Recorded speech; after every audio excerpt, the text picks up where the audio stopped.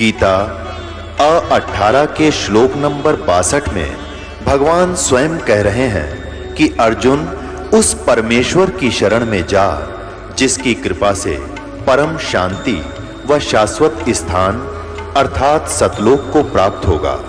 वो परमेश्वर कौन है, कहाँ है, कैसा है, जानने के लिए कृपया अवश्य सुनिए जगत गुरु तत्वदर्शी संत रामपाल जी महाराज के अमृत वचन।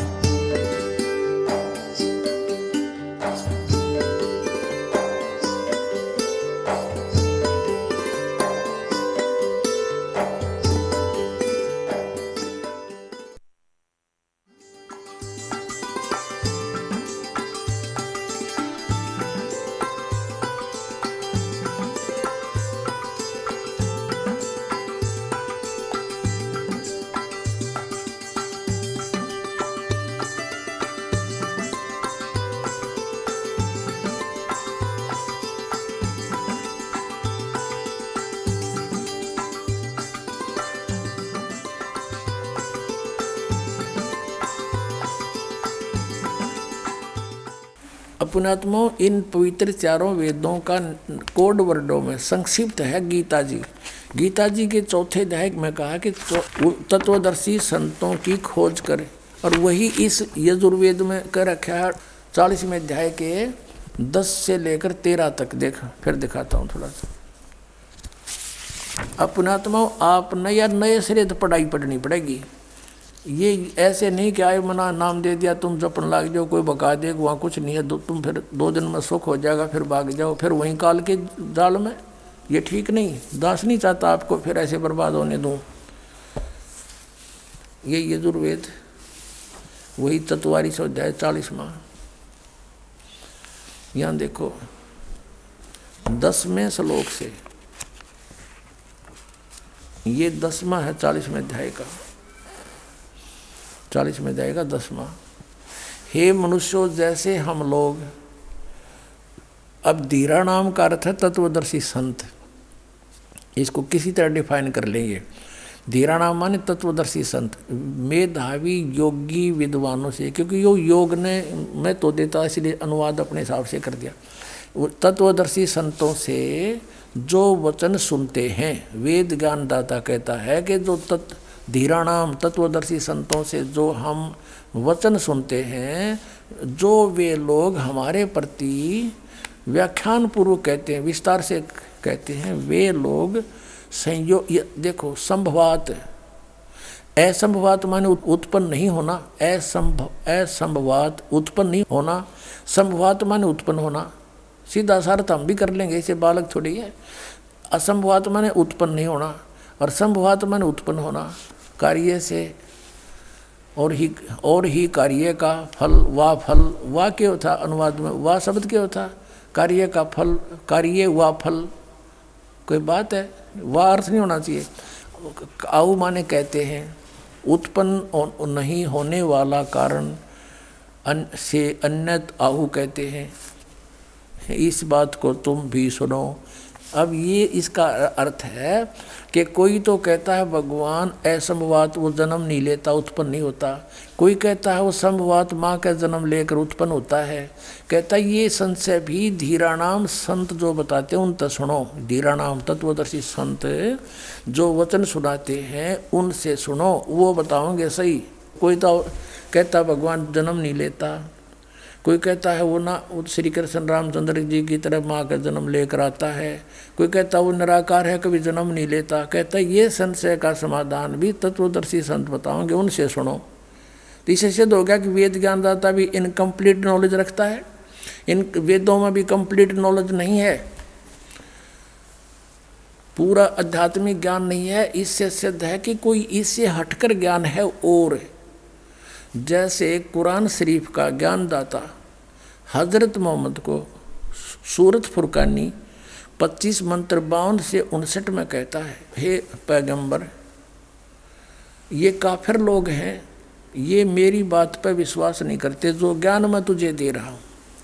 ये कबीर नामक अल्लाह जो है ये सुप्रीम पावर है, और ये काफिर जो हैं अन्य देवताओं को पूजते हैं, यानी उसी मजहब दूसरे जिस मजहब में हजरत मोहम्मद का जन्म था उससे हटकर फिर उसने ज्ञान देना चाहा तो विरोध हो गया था।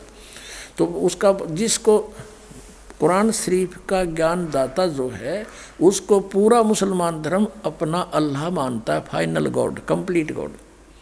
और वो क्या वचन बोल रहा है कुरान शरीफ सूरत फुरकानी 25 में आयत नंबर 52 से लेकर 59 में कहता है, हजरत मोहम्मद मैं जो तुझे कुरान शरीफ की दलील के माध्यम से बता रहा हूँ इन पर विश्वास करना मेरे वचनों को, इन काफिरों की ना मानना तू।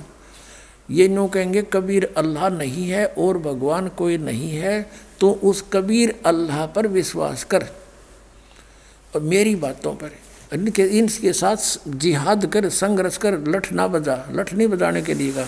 अकेला उस समय हजरत मोहम्मद किसके साथ युद्ध कर सकता था? जिहाद का अर्थ झगड़ा करना नहीं, यानी संघर्ष कर। वो तेरी नहीं मानते तो उनकी मत मान।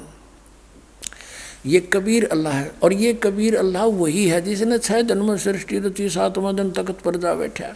ये पाप नाश करने वाला है, ये सबका साथी है, सबके दुख दूर करने वाला है।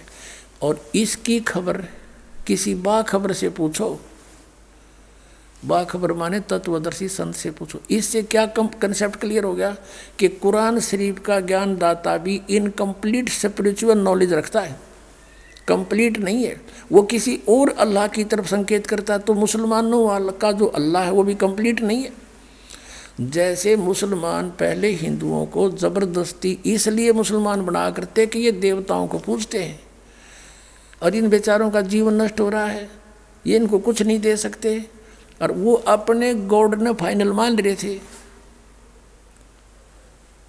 और उनका कोई शौक नहीं था, उनको ज़बरदस्ती उन्होंने सोचे इनका कल्याण हो जाएगा। लेकिन आप वो सारे कर्म बदल दिए जो हज़रत मोहम्मद जी ने नियम बनाए थे।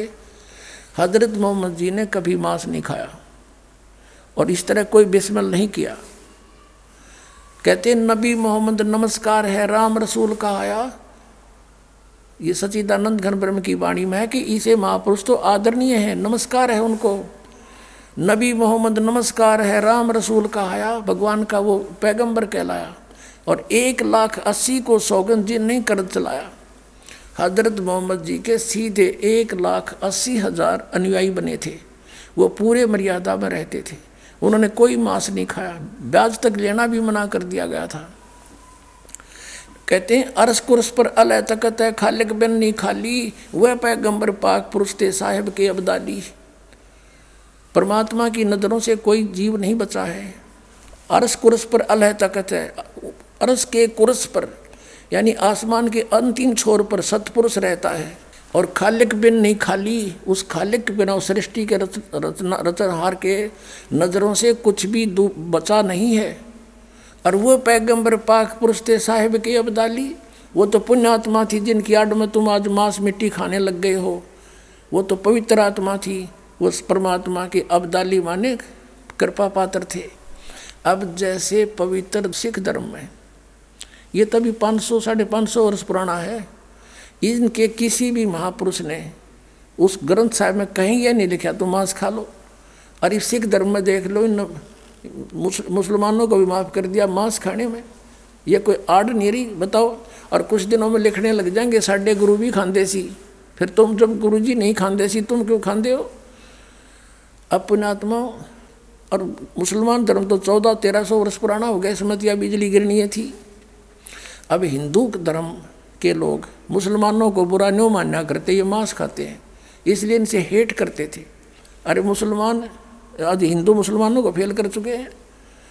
अब ये भक्त गए थे हमारे साथ सेवक नेपाल देश में, और नेपाल देश पूरा राष्ट्र हिंदू राष्ट्र है। अन्यों कहते जी वो हमारा चाय पीना गंवारा हो गया वहाँ पर, हम चाय भी नो देख कर पिए कोई मांस वाला, तो वो चाय भी पीने के लिए नो अंडे मांस नो लटके रहते हैं वहाँ पर, सभी मांसाहारी हो गए वहाँ हिंदू। तो भाई ये बिना ज्ञान के अज्ञानता के कारण हम इतने गिर गए सतर हमारा। तो कहने का दास का तात्पर्य यह है कि वेद ज्ञान में जो आपने समझा कि वो परमात्मा जो वेद ज्ञान देने वाला अल्लाह खुदा गॉड राम है ब्रह्म है, वो कहता वो परमात्मा तो प्रोक्ष है, वो तो छुपा हुआ है, ऊपर है, सतलोक में रहता है। और वही कुरान शरीफ का ज्ञान दाता कह रहा हज़रत मोहम्मद को कि वो परमात्मा जिसने 6 दिन में सृष्टि रची 7वें दिन तख्त पर जा बैठा, उसकी खबर किसी बाखबर से पूछ लो, मैं नहीं जानता, इति सिद्धम। फिर इन मुसलमानों का ज्ञान भी इनकम्प्लीट है। तो कहने का भाव ये है कि अभी तक जो भी हम कर रहे थे उद्देश्य यही था कि हम ठीक कर रहे हैं। कोई कहे हमारा राम बड़ा है, कोई कहे खुदाई रे, कोई कहे ईसा मसीह बड़ा है, कोई कहे हमारा राम बड़ा है, कोई कहे खुदाई रे, कोई कहे ईसा मसीह बड़ा है, ये बाटा रहे लगाई रे। किन्हों क्या करते, कोई तो कहे हमारा राम बड़ा, कोई ने कहना हमारा खुदा बड़ा, दूसरे कहते ईसा मसीह बड़ा। कहते ये तो बांटे बैठे भगवान को, और जो भगवान बड़ा उसका पता नहीं लगा अभी तक। तो अब लग गया, अब संभालो उस जीवन को, बर्बाद ना होने दो और लगो मालिक के चरणों में। देखो कितना आनंद आता है।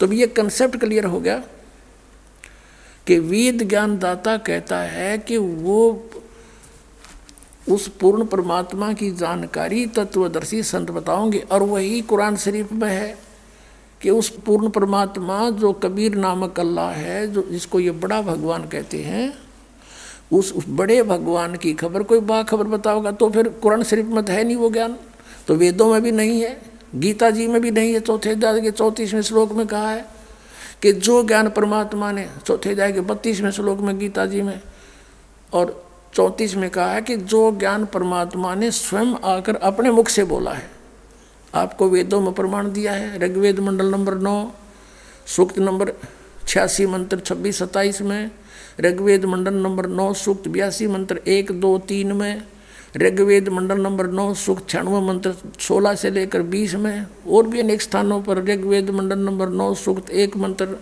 8 और 9 में, ऋग्वेद मंडल नंबर 9 सूक्त 20 मंत्र 1 में, और भी अनेक स्थानों पर कहा है कि परमात्मा ऊपर सतलोक में रहता है, ऊपर तीसरे मुक्तिधाम में, वहाँ से सह शरीर चल कर आता है।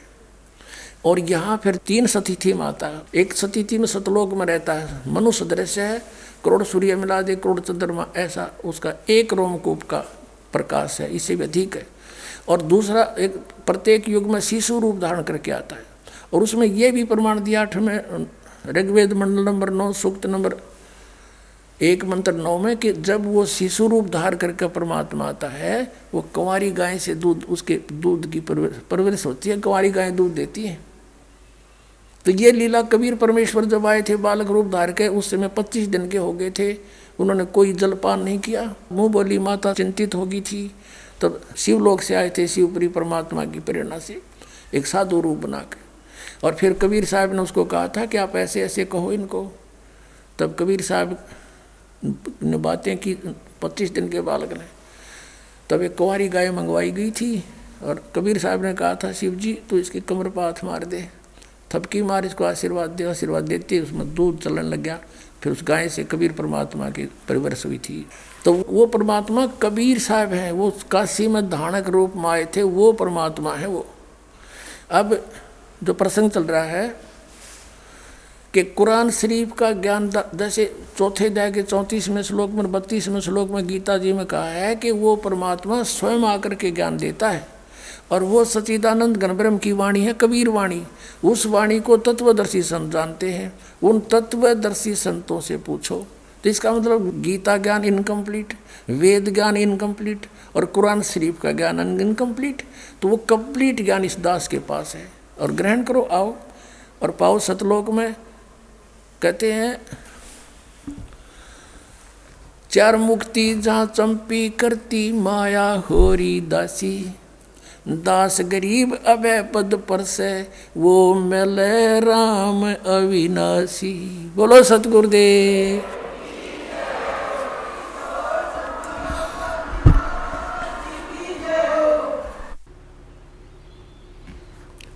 परमपिता परमात्मा पूर्ण ब्रह्म सर्व सृष्टि रचनहार कबीर साहिब जी, कबीर परमेश्वर जी,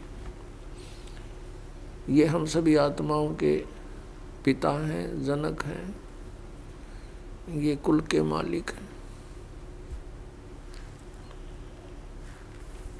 जिस लोक में हम रह रहे हैं ये काल का लोक है,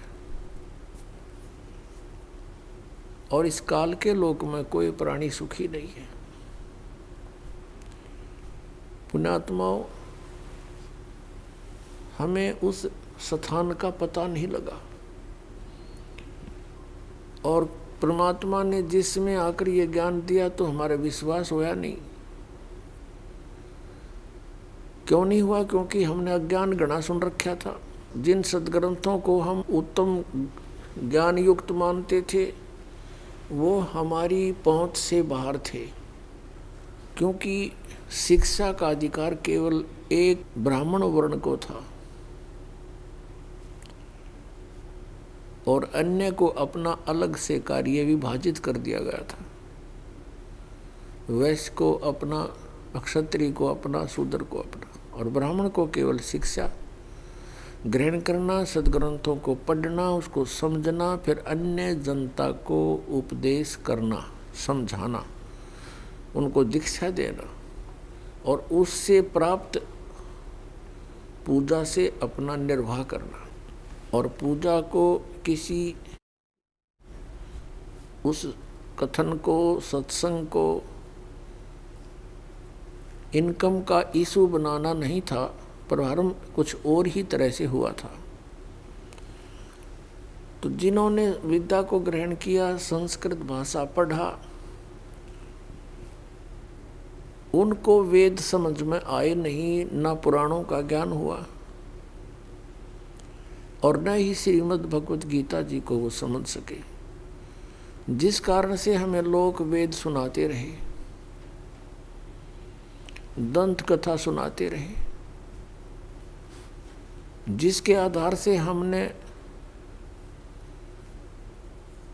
उन परमात्माओं को शिरोधार्य कर लिया जो हमें कोई लाभ नहीं दे सकते। लाभ का तात्पर्य ये है कि जैसे हमारे कोई प्रारब्ध कर्म में, अपने जीवन के सफर में कोई भयंकर कष्ट आना हो, तो जिन भगवानों को हम पूजा करते थे, जैसे रजगुण ब्रह्मा जी, सतगुण विष्णु जी, तमगुण शिव जी, विशेषकर पवित्र हिंदू धर्म अब कलयुग मत विशेषकर इन्हीं पर आधारित हो चुका था। फिर कोई ज़्यादा ही चतुरता दिखाते थे, वो कहते थे हम ब्रह्म पूजा करते हैं। वो ब्रह्म को कंप्लीट गॉड मानते थे, पूर्ण परमात्मा। अब उनकी जो साधना थी, तीनों गुणों की पूजा और ब्रह्म तक की पूजा, ये भी हमें पूर्ण मोक्षदायक नहीं थी, और हमारे प्रारब्ध में लिखे हुए संस्कारों को ये कुछ भी परिवर्तन नहीं कर सके थे। आपके जीवन में कोई कष्ट है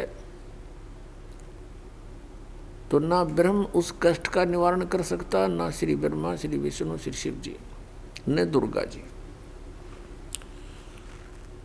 और न गणेश जी, यानी अन्य देवता तो बात ही खत्म है।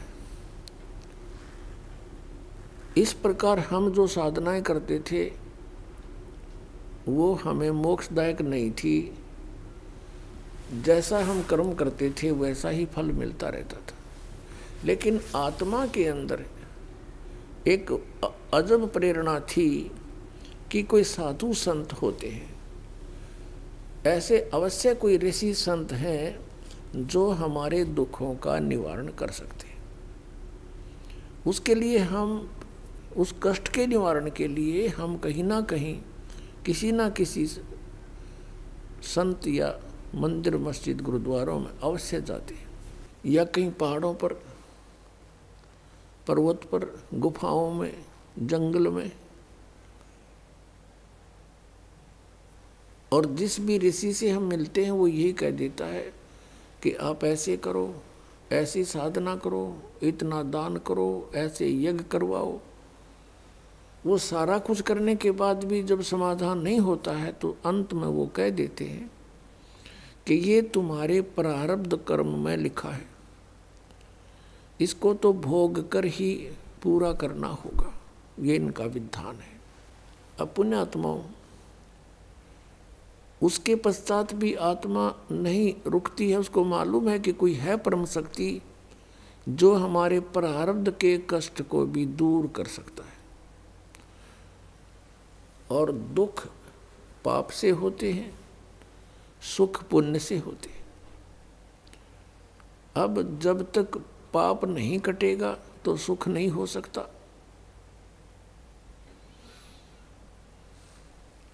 जैसे किसी के पैर में कांटा लगा हो और वो कांटा टूट गया हो, अंदर गहरा चला गया हो, ऊपर से दिखाई भी नहीं देता कि पीड़ा है किस कारण से, तो किसी के पास जाते हैं, वो ये कहता है, चेक करके बता देता है कि ये पीड़ा आपको कांटे के कारण है। और फिर वो व्यक्ति ये कहे कि कांटा तो निकलेगा नहीं, जूता पहन ले, भविष्य में कांटा नहीं लगेगा। तो यहाँ विशेष विचारणीय बात है कि कांटा लगे पैर में जूता पहना नहीं जा सकता। कांटा निकले और फिर इस डर से जूता पहनेगा प्राणी के कहीं फिर से कांटा ना लग जाए। इस डर के मारे वो फिर कभी जूता उतारेगा नहीं। तो इन महापुरुषों की जो परमात्मा से परिचित नहीं थे, उनका ये कथन था, ये विधान था, ये फाइनल था इनकी ओर से। क्योंकि ये साधना किसकी करते थे? श्री ब्रह्मा रजगुण, श्री विष्णु सद्गुण, श्री शिव जी तमगुण की, और ब्रह्म की। इससे आगे इनको ज्ञान नहीं।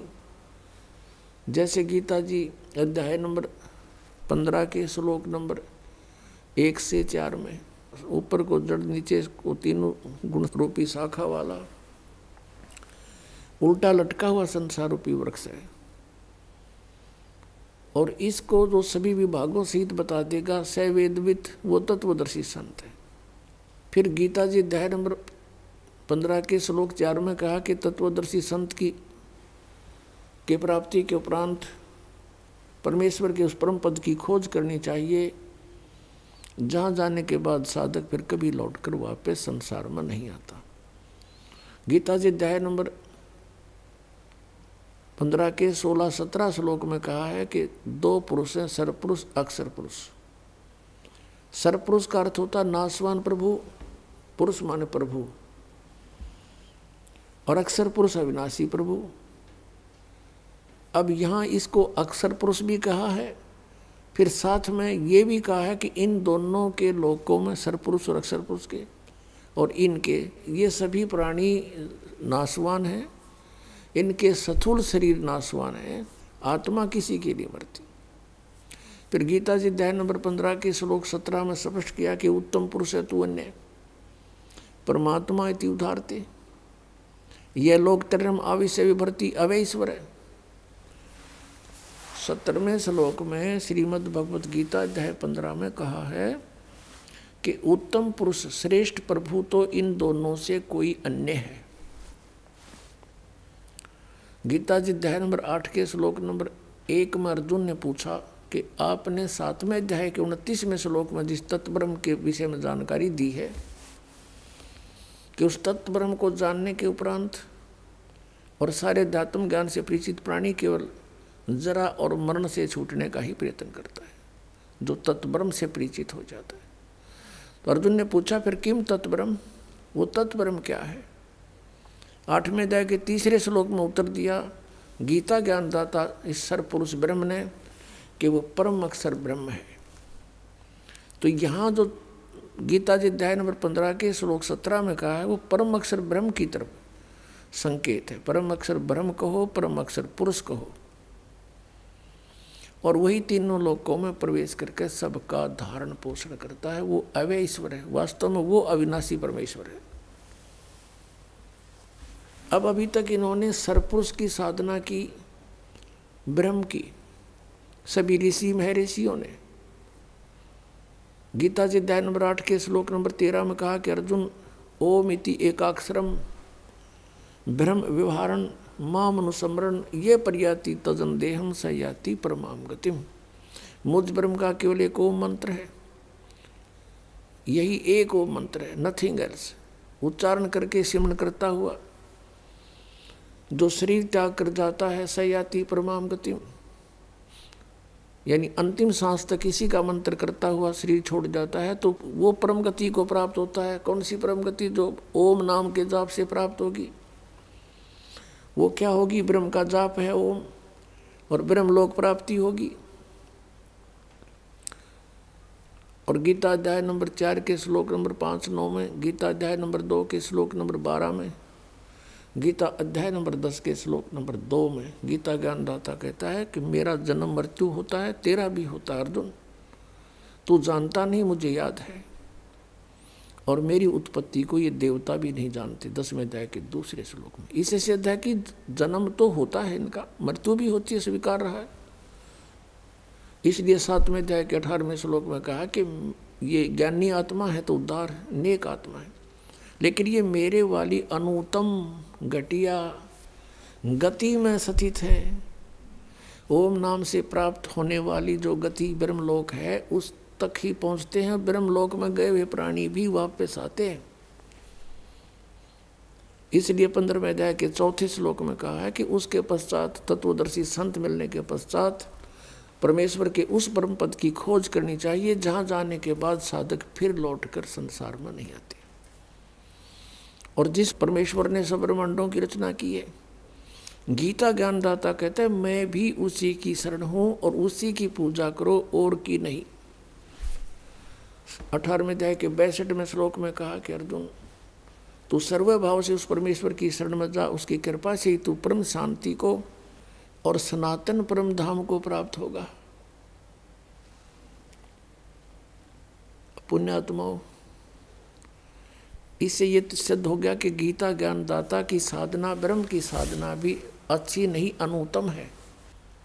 और तीनों गुण रजगुण ब्रह्मा सतगुण विष्णु उत्तम गुण शिव जी की साधना को गीता ज्ञानदाता ने 7वें अध्याय के 12 से लेकर 15 में रिजेक्ट कर दिया है कि तीनों गुणों की जो साधना करता है वो यूजलेस है। रजगुण ब्रह्मा सतगुण विष्णु उत्तम गुण शिव जी की। गीता जी अध्याय नंबर 7 के श्लोक नंबर 19 में कहा है, 18 में तो अपनी साधना को अनुत्तम बता दिया, और 19वें श्लोक में कहा कि बहुनाम जन्मानाम अन्ते ज्ञानवान माम प्रपद्ये।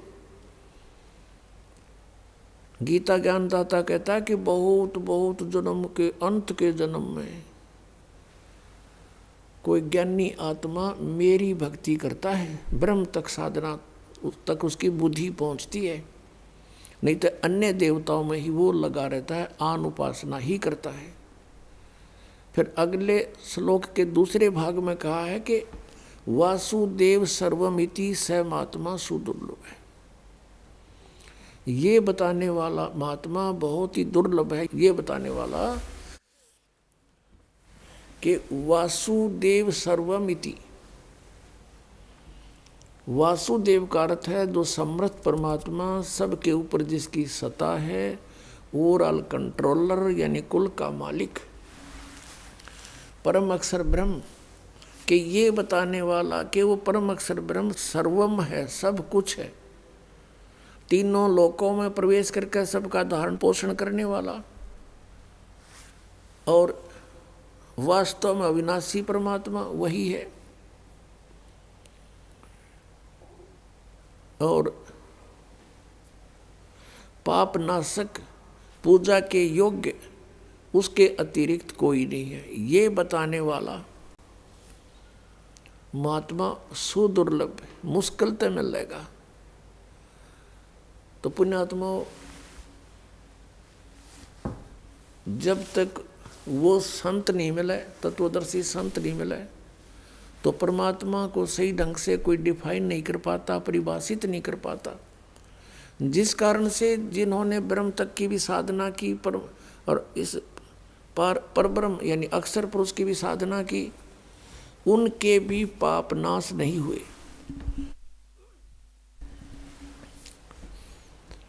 और जैसा कर्म था वो भोगना ही पड़ा।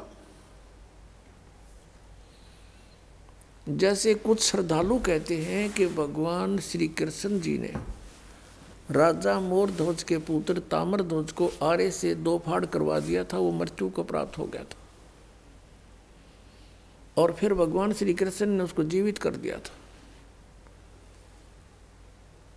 अब यहाँ पर हमारी बुद्धि अटकेगी कि श्री कृष्ण भी तो बहुत शक्ति रखता है और उस मरे हुए बालक को जीवित कर दिया।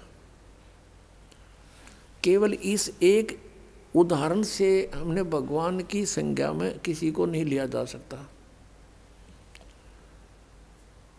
अब विचार करने की बात है, क्योंकि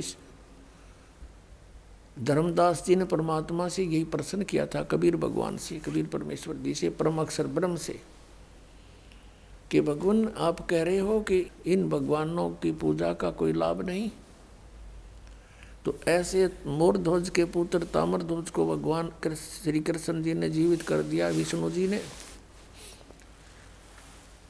तो परमात्मा ने कहा कि वही श्री कृष्ण जी अपने सगे भांजे अभिमन्यु को जीवित नहीं कर सका, जो उसकी बहन का पुत्र था, सुभद्रा का पुत्र था, अर्जुन का पुत्र था। सुभद्रा अर्जुन से विवाही थी। चक्रव्यूह में महाभारत के युद्ध में मृत्यु को प्राप्त हो गया था, पांडवों का कुलनाश हो रहा था, श्री कृष्ण रो रहा था, पूरा परिवार रो रहा था। सुभद्रा टक्कर मार रही थी, श्री कृष्ण जीवित नहीं कर सके। बोल तब से धर्मदास जी ने कहा, प्रभु आप ही बताओ फिर। तब परमेश्वर ने कहा कि इतनी शक्ति है इनमें, किसी के कटे जैसे आप पे कटवाया जाके जीवित कर दिया, क्योंकि ताम्रध्वज की आयु शेष थी और अभिमन्यु की आयु थी नहीं, उसके प्रारब्ध में इतनी ही आयु थी, इसमें ऐसे ही मृत्यु लिखी थी, जिस कारण से श्री कृष्ण वहाँ पर फेल हो गया। ये संस्कार चेंज नहीं कर सकते, बदल नहीं सकते। तो पुण्यात्माओं कौन है वो परमात्मा? जैसे आपको दिखा था कि यजुर्वेद अध्याय नंबर 5 के मंत्र नंबर 32 में है कि कबीर अंगारी असी बम्भारी असी। वो कबीर परमात्मा, कबीर देव, कबीर साहब, परम अक्षर पुरुष, ये पाप नाशक है और यही हमारे कर्मों के बंधनों का शत्रु है, यानी बंदी छोड़ है, सतलोक में रहता है। अपनात्माओं परमेश्वर कबीर जी ने कहा कि वेद मेरा भेद है, मैं मिलूं वेदन में नाही, जौन वेद से मैं मिलूं ये वेद जानते नहीं। कबीर परमेश्वर जी कहा करते कि ये चारों वेद मेरी ही महिमा का गुणगान कर रहे हैं, लेकिन इन वेदों में मैं नहीं हूँ, मुझे मेरे पाने की विधि नहीं है, महिमा मेरी ही है। और जौन वेद से, जिस वेद से मैं मिलूं उसे वेद जानते ना। वो सूक्ष्म वेद, सूक्ष्म वेद ये 5वां वेद है, और कहते इसके बारे में इन वेदों में ज्ञान नहीं। इसलिए गीता जी अध्याय नंबर 4 के 32 और 34 में कंसेप्ट क्लियर किया है कि जो ज्ञान धार्मिक अनुष्ठानों की विस्तृत जानकारी सच्चिदानंद घन ब्रह्म अर्थात ब्रह्म ने मुखे सच्चिदानंद घन ब्रह्म ने स्वयं आकर अपने मुख कमल से बोली है, उसमें विस्तार से कही गई, वो तत्व ज्ञान है। और उसको जानने के बाद सर्वथा कर्म बंधन से मुक्त हो जाता है प्राणी। तो चौथे अध्याय के 34वें श्लोक में कहा कि उस ज्ञान को तू तत्वदर्शी संतों के पास जाकर समझ। तो इससे सिद्ध हो गया कि गीता ज्ञानदाता भी उस सूक्ष्म वेद से परिचित नहीं है। अब ये सभी ये कहते हैं कि प्रारब्ध के कर्म को भोगना ही पड़ता है, पाप नाश नहीं होते, क्योंकि पाप से कष्ट होता है और पाप नाश होने से सुख होगा। तो पुण्यात्माओं परम पिता परमात्मा परम अक्षर ब्रह्म कबीर देव जी की शरण में आने से आपके ये कांटे निकलेंगे, और इन कांटों के निकलने से आप सुखी होगे। और फिर ये राम नाम का जूता पहनोगे जो दास आपको बता रहा है। फिर आप मर्यादा में रहोगे कि कहीं मर्यादा खंड होगी, यानी राम नाम का जूता निकाल दिया तो फिर से आपत्ति ना आ जा। इस डर से फिर आप कभी जूता नहीं निकालोगे, आप आजीवन सुखी होगे और सतलोक प्राप्ति होगी।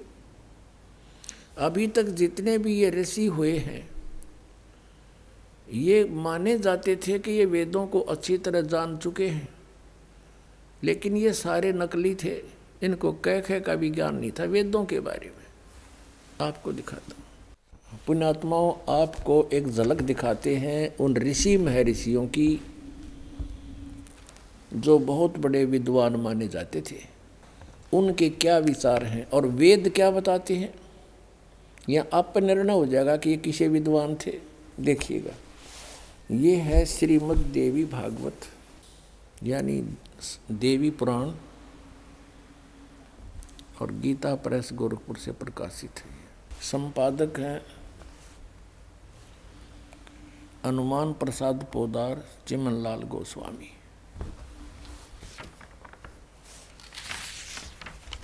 प्रकाशक एवं मुद्रक हैं गीता प्रेस गोरखपुर, गोविंद भवन कार्यालय कोलकाता का संस्थान।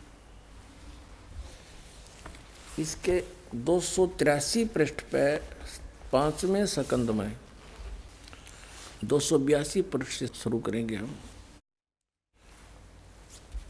व्यास जी ये इसका लेखक है सभी पुराणों, वेदों और गीता का। व्यास जी कहते हैं, देवराज इंद्र की बात सुनकर बृहस्पति जी उनसे कहने लगे,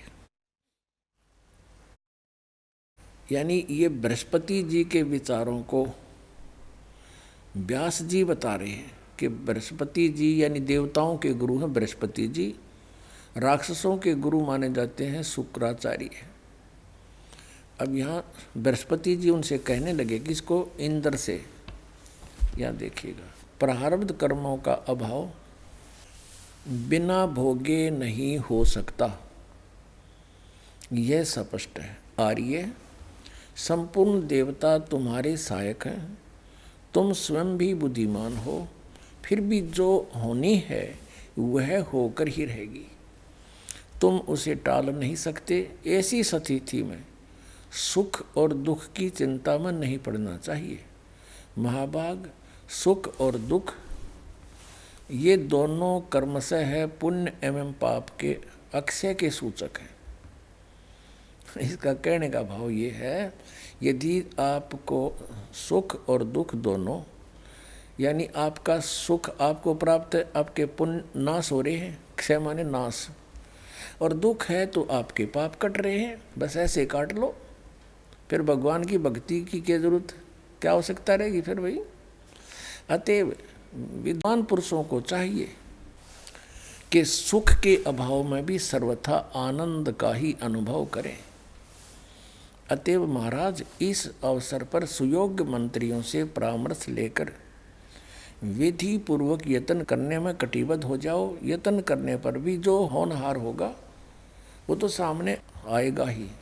पुण्यात्मा, सौभाग्य आपका कि आपको शिक्षा प्राप्त है, उससे और अच्छा सौभाग्य कि परमात्मा ने इस जीव को या टेक्निक दे दी। न जीव के स्तर की खोज नहीं है ये प्रोजेक्टर बनाना, टेलीविज़न बनाना, इंटरनेट बनाना, कंप्यूटर बनाना, ये पहले यही थे ये मनुष्य। ये हवाई जहाज बना दी। पहले आपने इतिहास देख लो, राज्य महाराजा का भगवान कृष्ण नरतई का, उनका के था वाहन, एक रथ होता था और उसमें छह खच्चर जोड़ के घसीटे अंडा करते, कितना होगा काट दे जाते, क्यों सड़क पड़क उसके में थी ना, इसलिए घने जोड़ने पड़े थे वो घोड़े कि कितना होगा काट लेना चाहिए, इसने निकाल ले जाएंगे। तो ये इसलिए दिया कि आप जी स्वयं सदग्रंथों को समझें और तभी विश्वास होगा कि सारे नकली थे, तभी असली पर आपका विश्वास दृढ़ होगा, ना तो कोई भी भ्रमित कर देता था हमारे को। अब इसमें क्या कहा है, बृहस्पति जी सभी देवताओं के गुरु हैं। इसने कहा कि इंद्र, जो होनहार है वह होकर रहेगी, और सुख और दुख, जो तुझे सुख प्राप्त है तेरे पुण्य नाश हो रहे हैं, और कोई कष्ट आता है तेरे पाप नाश हो रहे हैं, बस इसको ऐसे ही अपना टाइम पास कर। पुण्यात्माओं फिर भक्ति की क्या आवश्यकता चाहिए? ऐसे ही जो जो कुछ भी है कर्म में वो भोगना ही पड़ेगा। कौन भक्ति कर पाएगा? यूज क्या उस भक्ति का? अब फिर आगे और अच्छी सलाह दे दी कि दुख में भी आनंद का अनुभव करना चाहिए। अब बताओ, कोई बात कही इसने यार? अब किसी के पेट में दर्द हो जाए और उसको कोई कहे कि कोई बात नहीं, दुख में भी तू आनंद का अनुभव कर। हमारे अब समझ में नहीं आती इनकी स्टेटमेंट क्या थी, बच्चों वाली बात कर रखी इन्होंने। और पहले हम इनको बड़े महर्षि मानते थे। एक बार एक पंडारा गांव है जींद से 3 किलोमीटर दूरी पे, उसमें एक तीर्थ बना रखा है, जोड़ उड़ दुनिया नहाना आया कर उसमें। और वहाँ पर इन घिसा पंथियों के 2 आश्रम हैं साथ साथ। इस दास को 17 फरवरी सन 1988 फाल्गुन अमावस्या 1988 को उपदेश प्राप्त हुआ था। उसके बाद दास को ऊपर कृपा करी परमात्मा ने कि इन नकलियों की सबका झाड़ा दिवाया। मैं जाता था इनको बड़े महापुरुष समझकर, तो वहाँ सत्संग हो रहा था। उन दोनों आश्रमों में से एक ने सत्संग करवा रखा था और गरीबदास साहिब जी की वाणी का पाठ और आदरणीय गरीबदास साहिब जी की वाणी का पाठ, आदरणीय घीसा दास साहिब जी की वाणी का पाठ वो कंटिन्यू कराया करते हैं। यानी उसमें 4 दिन लग जाते थे, 5 दिन। तो वहाँ क्या हुआ कि उन्होंने आमंत्रित कर रखे थे और कर रखे थे, ये बोले मंडलेश्वर हैं, ये बड़े पहुँचे हुए, ऐसे ऐसे 10-12 इकट्ठे करके संत बुला रखे थे। एक तख्त से लगा रखे थे, उन पर उनके आसन लगा रखे थे, श्रोता सामने बैठते थे। उनमें से एक बहुत बड़ा काशी विद्यापीठ पढ़ा हुआ बताया जा रहा था और संस्कृत बोल और बड़े अच्छे प्रवचन करे। उसका क्या टॉपिक रहता था? कहते हैं जीव अपने स्वरूप को भूल चुका है, ये अपने आप को बॉडी मानता है, शरीर मानता है। ये आत्मा शरीर नहीं है। यदि कोई आपत्ति दुख आता है तो शरीर का कर्म है, इसका दंड है, इसने भोगना पड़ेगा। और ये समझ में आने के बाद फिर शरीर में कितना ही कष्ट हो, दुख नहीं होता। और क्या उदाहरण देता है? कहता है एक बार मैं जा रहा था कहीं पर, वहाँ पर एक व्यक्ति दुख से कर्रा रहा था और मुझे देखकर कहा, महाराज मैं बहुत दुखी हूँ, महाराज मैं बहुत दुखी हूँ, कुछ कृपा बख्शो। मैंने कहा, रे भोले जीव, तू बॉडी नहीं है, तू शरीर नहीं है, तू तो आत्मा है। अरे दर्द तो बॉडी को है, शरीर को है, तू क्यों चिल्ला रहा है? तुझे पीड़ा थोड़ी है। मैंने ऐसा कहा, उसने उसको जान लिया और शांत हो गया, कोई पीड़ा नहीं रही उसको, पीड़ा बॉडी को थी। अब सब जो श्रोता थे उसकी ताड़ी पीटे, वाह महाराज जी वाह, कमाल कर। अब हमारे या गले उतरे नहीं यह बात। मैं कहा ये बड़ा समाधान हुआ। चलो फिर भी जैसा था, हमारी कौन सुना था, वो तो मंडलेश्वर पाक रहे थे। ऐसे 1 दिन 2 दिन, तीसरे दिन उसके क्या हुआ, उनके अलग अलग कमरे बना रखे थे 10-12, उनमें से एक कमरा उनको अलॉट कर रखा था, एज ए गेस्ट बुला रखे थे ना। और वो क्या करता, उसका नंबर आते ही सत्संग करके उठ कर चला जाता, न पूरा महात्मा बन कर बैठा था। अब तीसरे दिन भी उसने से सत्संग किया और उठ कर चला गया कमरे में। अब क्या हुआ, उसके थोड़ी सी देर के बाद पेट में दर्द हो गया भयंकर,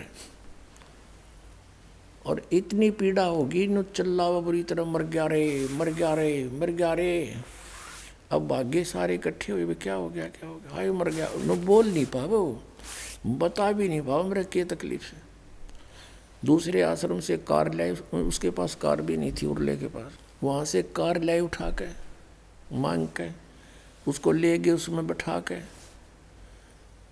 यानी उसको ले गए थे लगभग 1 बजे सी और सुबह 7-8 बजे उसको रिलीफ मिला, वापस ले आए गाड़ी में।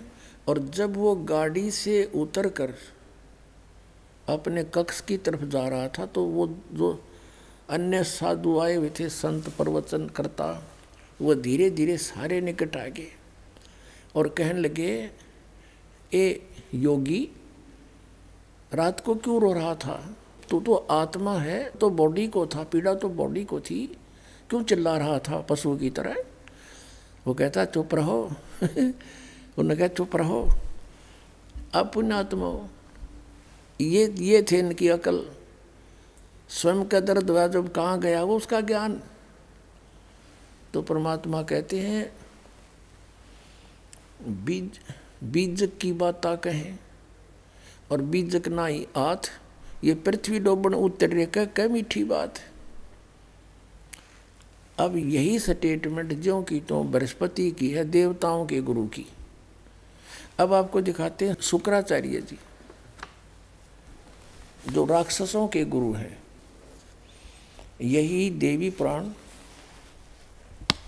श्रीमद् देवी पुराण गीता प्रेस गोरखपुर से प्रकाशित है। अब हम इसके 242 पृष्ठ पे पढ़ेंगे। ये 283 पे पढ़ा आपने, ये 283 पृष्ठ है और चौथा स्कंद है, ये चौथा स्कंद है। व्यास जी कहते हैं, प्रहलाद की बात सुनने के पश्चात शुक्राचार्य ज्ञान दृष्टि से सब कुछ देखकर प्रसन्न हो गए। उनका मुख मुस्कान से भर गया। अब प्रहलाद और आए थे उसके पास अपना भविष्य जानने के लिए। तो उन्होंने दैत्य से कहा, शुक्राचार्य ने, दानव तुम मेरे यजमान हो, तुम्हें न तो डरना चाहिए और न पाताल में ही जाना चाहिए। अपने सत मंत्रों के प्रभाव से मैं तुम्हारी रक्षा कर लूँगा। अब देखियो आज्ञा क्या स्टेटमेंट है इसकी, यहीं पर कितनी दोगली बात कर दी। धर्म के मर्मज महाशो, प्राचीन समय में ब्रह्मा जी के मुख से मैंने जो बात सुनी है उसे बता रहा हूँ, सुनो। यह वचन बड़ा ही हितकर सत्य और अटल है। उन्होंने कहा था, होने वाली बातें अवश्य होकर रहती हैं। धरातल पर कोई भी सुयोग्य पुरुष नहीं है जो प्रारब्ध को विफल बनाने में समर्थ हो सके। विपरीत समय के कारण इस समय तुम्हारी शक्ति अक्षीण हो गई है, अतः एक बार तुम्हें देवताओं से परास्त होकर हार कर पाताल में जाना ही पड़ेगा। बताओ, सब समय सदा बदलता रहता है। कुछ दिन पूर्व तुम सम्राट रह चुके हो। यहाँ तो क्या कह रहे हैं शुक्राचार्य कि दानो तुम मेरे यजमान हो, तुम्हें न तो डरना चाहिए और न पाताल में जाना चाहिए। अपने सत मंत्रों के प्रभाव से मैं तुम्हारी रक्षा कर लूँगा। और फिर यहाँ जल्दी फूक लकड़गी। अब यहाँ क्या मास्यो, प्राचीन समय में ब्रह्मा जी के मुख से मैंने जो बात सुनी थी उसे बताता हूँ, सुनो। ये वचन बड़ा हितकर और अटल है, सत्य और अटल है। उन्होंने कहा था, होने वाली बातें तो होकर रहती है। धरातल पर कोई भी ऐसा नहीं है सुयोग्य पुरुष नहीं जो प्रारब्ध को विफल बनाने में सफल हो सके। विपरीत समय के कारण इसमें तुम्हारी शक्ति अक्षीण हो गई है, अतः एक बार तो तुम्हें देवताओं से हार कर पाताल में जाना ही पड़ेगा। फिर तेरी तन्ने क्या अड़ा दिया, कहते यहाँ तक कह रहा अपने सत मंत्रों से तुम्हारी रक्षा कर लूँगा ये, और तुम्हें पाताल में नहीं जाना चाहिए, डरना भी नहीं चाहिए, अपने सत मंत्रों से तुम्हारी रक्षा कर लूँगा। हाँ पुण्यात्माओं, विचार करो थोड़ा सा, गणने की आवश्यकता नहीं, तो ये सामने रखा है इतिहास। अब ये क्या करते थे मूर्ख बनाने के लिए, पहले तो जंतर मंत्र बताते थे, मैं नो थारे लिए मंत्र कर दूंगा, तुम्हारे जाप कर दूंगा और तुम्हें सुख हो जाएगा। जब कुछ भी ना होता फिर यूँ कहती तो तुम्हारा प्रारब्ध है, देखो ब्रह्मा जी से मैंने सुना था, ये तो भोगना ही पड़ेगा। पहले कह रहा तुम्हें पैताल में नहीं जाने दूंगा, नहीं जाना चाहिए, और फिर यूँ कहा जाना ही पड़ेगा। फिर बता गुरु जी तेरी के डालड़ी, आपने क्या सहारा दिया उस दुखी आत्मा को। अब ये तो थे पहले के सतयुगा जी के ऋषि, एक नकली ऋषि की और स्टेटमेंट, क्योंकि वो उनने के उल्ट सुलट ज्ञान सुन के इसने अपना नया ढमढमा जोड़ने की चेष्टा की कलयुगी के। तो कलयुगियों के पास तो खक भी नहीं, ये तो उनसे भी गिरा हुआ ऋषि महर्षि था, जिसे कख का पता नहीं था। कौन? महर्षि दयानंद। दिखाते हैं, ये देखिएगा, एक पुस्तक है सत्यार्थ प्रकाश, जो महर्षि दयानंद द्वारा लिखी है, इसका अपना अनुभव है। और इसमें एक और विशेषता ये कर रखी है इसने कि इस पुस्तक को मैंने वेदों के और अन्य वेदों से इक्विवेलेंट जो सदशास्त्र है उनके आधार से लिखा है। वेद आदि विविध सदशास्त्र प्रमाणई संविनतः, वेद आदि सदग्रंथों के आधार से इसकी रचना की है। और किसने की है? श्रीमद परमहंस परिव्राजक आचार्य महर्षि दयानंद सरस्वती स्वामी विरचित है। और ये यहाँ से प्रकाशित है। वैदिक यति मंडल प्रकाशक है, वैदिक यति मंडल, दयानंद मठ, दीनानगर, पंजाब से। और ये कहाँ से छपा है? ये यहाँ से छपा है। मुद्रक है आचार्य प्रिंटिंग प्रेस, दयानंद मठ, गोहाना मार्ग, रोहतक से। इसके 7वें समोल्लास में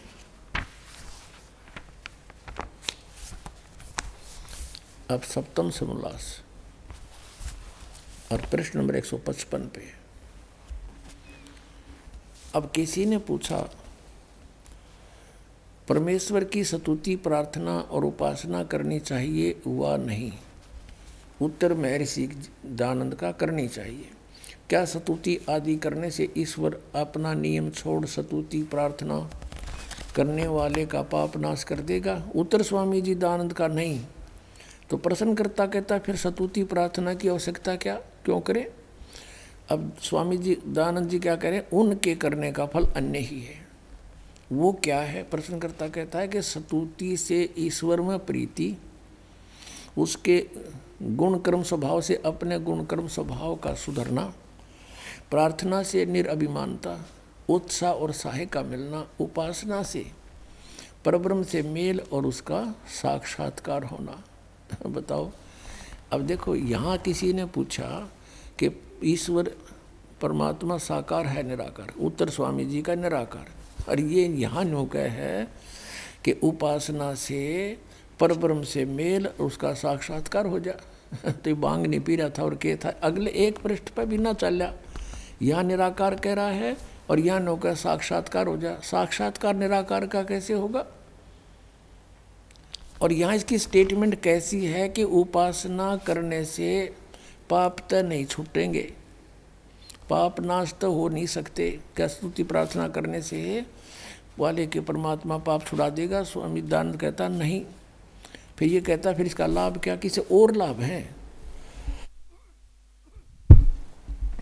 पाप तो कट्टे नहीं, और लाभ है। वो क्या है कि स्तुति करना तो उसके गुण कर्म स्वभाव से अपना गुण कर्म स्वभाव सुधरना, निरअभिमानता, उत्साह और सहाय का मिलना, उपासना से परब्रह्म से मेल और उसका साक्षात्कार होना। अरे वाह, अपने आत्मा।